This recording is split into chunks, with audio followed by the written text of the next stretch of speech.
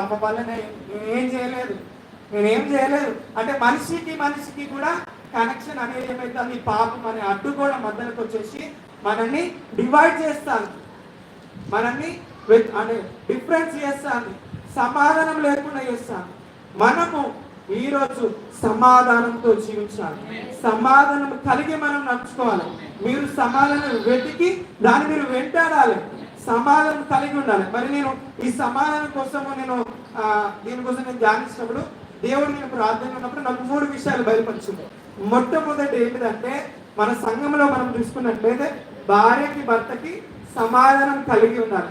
మరి నిత్యంగా, ఎందుకంటే చాలా వరకు నేను చూసినట్లయితే చాలా మందికి వ్యక్తిగతంగా వారి కుటుంబంలో గొడవలు అయితే ఉంటాయి. పడరు వాళ్ళు, సమాధానం పడకుండా జీవిస్తూ ఉంటారు.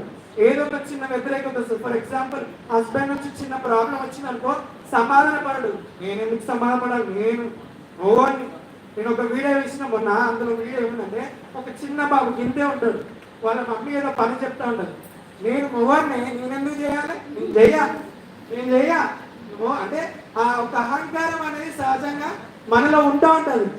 కానీ మనము ఆ రీతి ఉండదు, ఎందుకంటే మనము దేవుని కుమారులు. అందుకే దేవుని మాట ఏముంటది, సమాధాన పరుచువారు ధన్యులు, వారు దేవుని కుమారులు అనబడదు.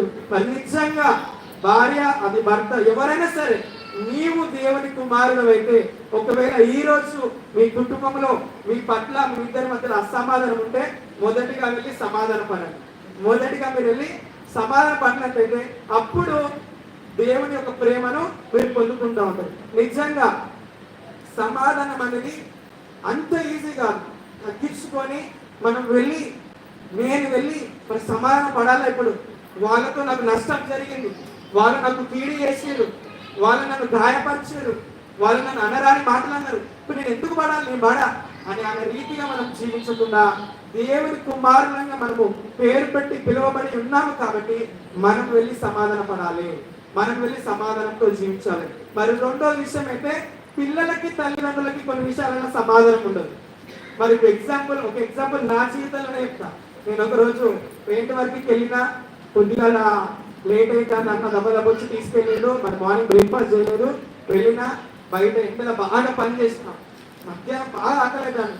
ఇంటికి వచ్చాక మమ్మీ అన్నం ఉండలేదు, ఏముండలేదు, కూర లేదు, అన్నం లేదు, ఫుల్ కోపం వస్తాను. ఇక మేము మిగతా 3 ఆంటీ వాళ్ళు వచ్చి ప్రేయర్లో కూర్చున్నారు, ఇక ప్రేయర్ చేసుకుంటారు.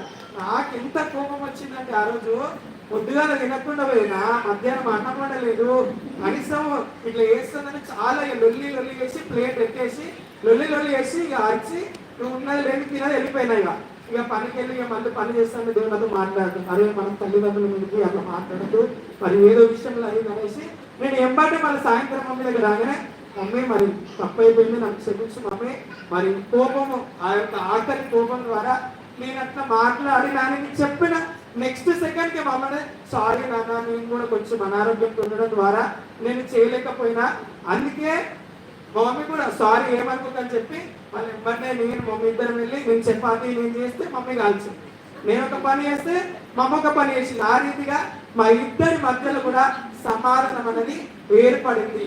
మా ఇద్దరి మధ్యలో కూడా సమాధానం అనేది కలిగిన. మరి మూడోది, మన కుటుంబంలో అక్క చెల్లెలకు పడదు, అన్న తమ్ములకు పడదు, ఎప్పుడు కొట్టుకుంటూనే ఉంటా ఉంటారు.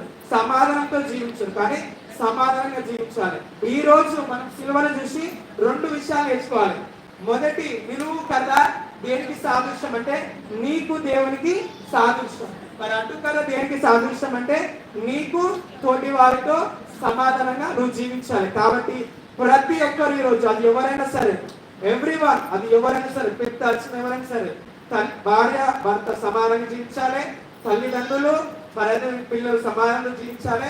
మరి పిల్లలలో అన్న తమ్ముళ్ళు అక్క చెల్లెలు ఎవరైనా కానీ వీరందరూ కూడా సమాధానంతో జీవించాలి. దేవుడు శిలువలో చేసిన కార్యాలను బట్టి మనం అందరం కూడా తెలుసుకొని మరి ఆ రీతిగా సమాధానంతో మనం జీవించినట్లయితే గొప్ప ఆశీర్వాదాన్ని మనం పొందుకుంటాం. మరి ఒక చిన్న క్వశ్చన్ ఆన్సర్ చెప్తే చిన్న చాక్లెట్ ఇస్తా. మరి మీరు ఎప్పుడైనా సిల్వర్ చూసినా, సిల్వర్ పైన ఒక 3 లెటర్స్ వర్డ్స్ ఉంటాయి. మరి బైబిల్ ట్రైనింగ్ చేసిన వాళ్ళు మరి వాళ్ళు చెప్పొద్దు, మీతో ఎవరైనా చెప్పొచ్చు.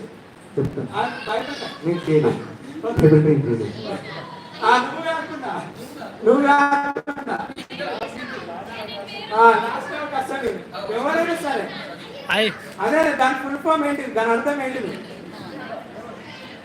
దాని అర్థం చెప్తే ఒక చాక్లెట్ ఇస్తాం. సిల్వర్ అంటే మీరు సిల్వర్ మోస్తే దాని గురించి తెలుస్తుంది. సిల్వర్ మొయ్యాలి మీరు అందరు ఎవరికైనా, అదే దాని ఫుల్ ఫామ్. ఆమేన్. ఓకే, ఇంకొకటి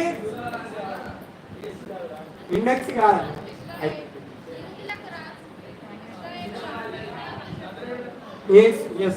మరి రెండోది ఏంటంటే, మరి సిలువలో ఇటు పక్క అటు పక్క దొంగలు ఉంటారు కదా, వాళ్ళిద్దరి పేర్లు ఎవరికైనా తెలుసా? ఎవరికి తెలుసా?